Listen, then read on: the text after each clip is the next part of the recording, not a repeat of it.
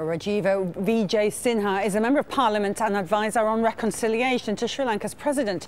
He joins us on the phone from the capital, Colombo. Thank you very much for talking to Al Jazeera.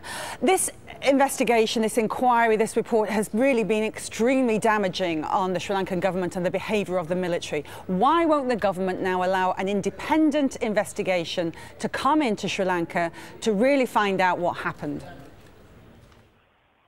Well, I think you've asked several questions. The first is about this ISEP report. And I have to say that the ISEP is really not a body of any standing.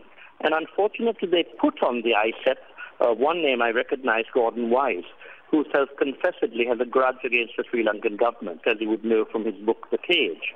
And if you've read, or if you've bothered to look through my account of that book, you'll see a lot of misinformation in it.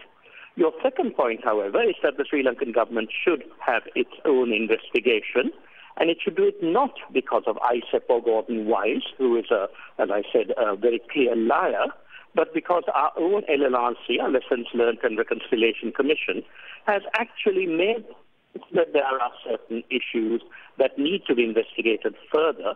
And if you look at the different sections in the introduction, that's all I had time to read after you very kindly sent me the report, the executive summary, the main point on which they actually cite what seems to be the only case of first-hand evidence is with regard to the treatment of some surrendees, which, of course, the Sri Lankan government, LLRC, has already pointed.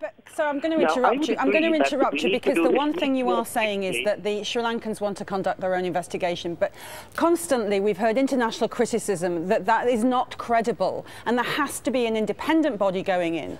But people are not going to sort of turn away until that is done, and indeed until somebody's held accountable in the Sri Lankan government. I got your point. There seems to be an assumption in what you call the international community, which consists of a few Westerners, that anything we do is not independent. Well, why don't you name a body, an international body that you trust to come in and do an inquiry? Why doesn't the Sri Lankan government say we trust that body? There is no question of international bodies. We have made it very clear. I accept the need for an independent inquiry, but I reject totally the assumption that anything we do is not independent.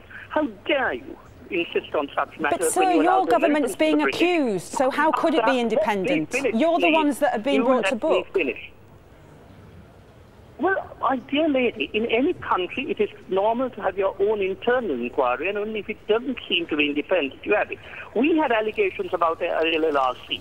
The Americans in particular were very nasty about it. When the report came out, they welcomed it. The British, the High Commissioner told me, well, we had our suspicions, but it's a very good report. The British have called for an independent investigation. Their Prime Minister, David Cameron, has called for one. Well, if you think David Cameron runs this world, I'm very sorry for you. David Cameron does not run this world. When he was talking rubbish here, Jacob Zuma, the President of South Africa, came and told us you should have an inquiry like the one we did. That was an internal thing. So you won't accept anybody? It has to be only the government. You won't accept anybody else? Sorry? You wouldn't accept anybody else to come in and do an inquiry. It has to be the government of Sri Lanka. We will not have international interference in Sri Lanka, just as I hope you in Qatar will not allow international interference. There is such a thing which is UN accepted of national sovereignty. But I agree about independence. What I'm trying to tell you is that when you have several allegations that nothing we do is independent, followed by bleatings of, oh yes, this is okay. For instance, on the Disappearances Commission, one member of what you would call the international community said, well, I was very suspicious about it. I saw the way they're working. I was very impressed. Sir, can I ask you, you are in charge of reconciliation. Do you think this is really a way to reconcile Sri Lanka with an attitude towards nobody coming in? I think we need to move more quickly on our own work, and I have said so repeatedly.